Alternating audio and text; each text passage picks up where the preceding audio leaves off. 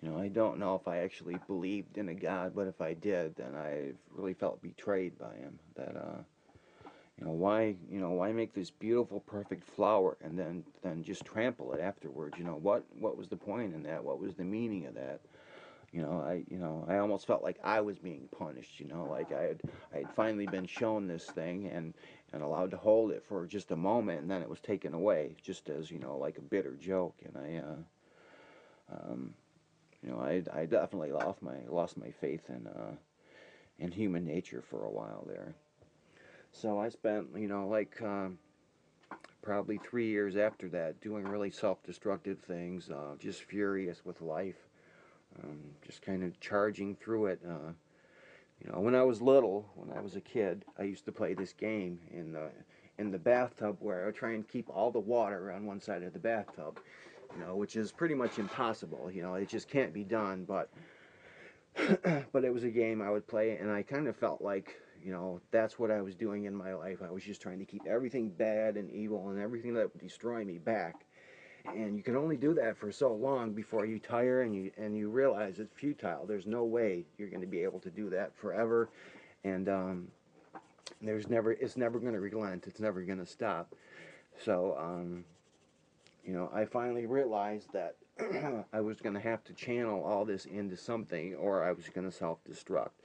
So I decided, well, I'll find this vehicle, which was the crow, to vent all this anger and frustration and rage. Um, so so it became my therapy for a long time. I would work 8 or 10 hours a day at a dealership or on cars, and then come home and draw till 2 or 3 in the morning, and just get up and do it again. Um, really had no kind of life other than that. Um,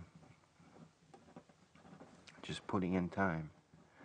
But gradually, I don't know, I think music had a lot to do with it. I actually found some musical groups that I felt like were really speaking to me or spoke for me, that where somebody actually understood what I was feeling and validated it, like Joy Division. Joy Division being a main influence on me, and their influence is really prevalent throughout the whole Crow book. I mean, Eric was typically just a vehicle for my emotions, but I was never really comfortable with drawing myself, so I um, worked up this character, this figure that was kind of Peter Murphy's face visually, and Iggy Pop's physicality, his kind of body and movements, real lean, kind of cat-like. Shelley's like just a literal translation of Beverly. Nothing much had changed.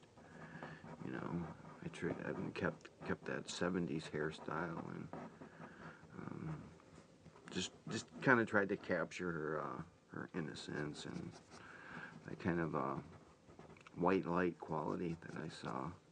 And it was difficult to do. It wasn't fun. It was a lot of times it was like picking at scars, reopening old wounds, and as a result, I could only do so many pages at a time before I'd have to stop. And because of that, it took almost 9 years for me to finish it.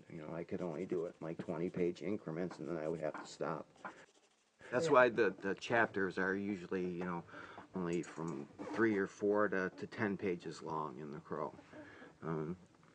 Because that was particularly how I did the sequences. And the way I work is that I have to kind of do everything in one setting where I don't stop or I don't get up or quit until I've got to where I want to go. Otherwise, if I stop and come back the next day or a few days later, I'll start finding things wrong with it, and I'll talk myself out of it, and I'll find 100 reasons why I don't like it.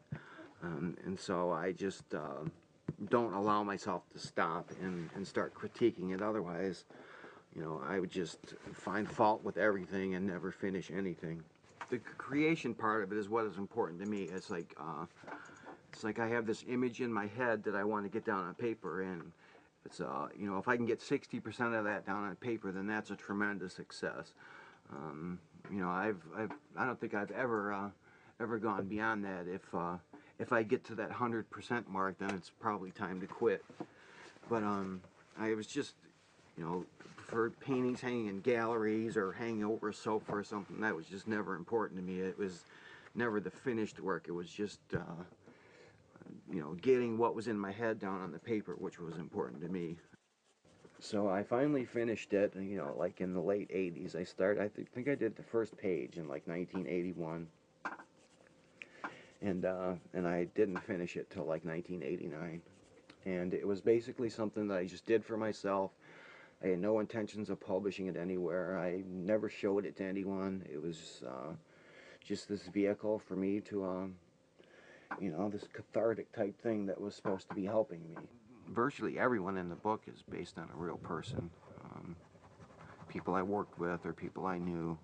Yeah, Fun Boy was kind of a cross between Iggy Pop and Jim Carroll. Jim Carroll being another 70s poet singer that I was influenced by. He was from New York and very much part of that 70s art scene there. But really nice, strong lyrics. In fact, he even had like a semi-hit song here in the U.S. with People Who Died. You know, and all the names were from graffiti I had taken off buildings in Detroit. You know, different street corners that are in the book are actual places.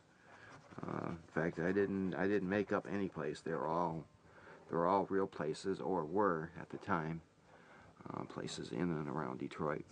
A lot of them have been cleaned out or mowed down because of Detroit just had legalized gambling okayed in the last few years, and they really cleaned out a whole section of the ghetto for these big casino buildings.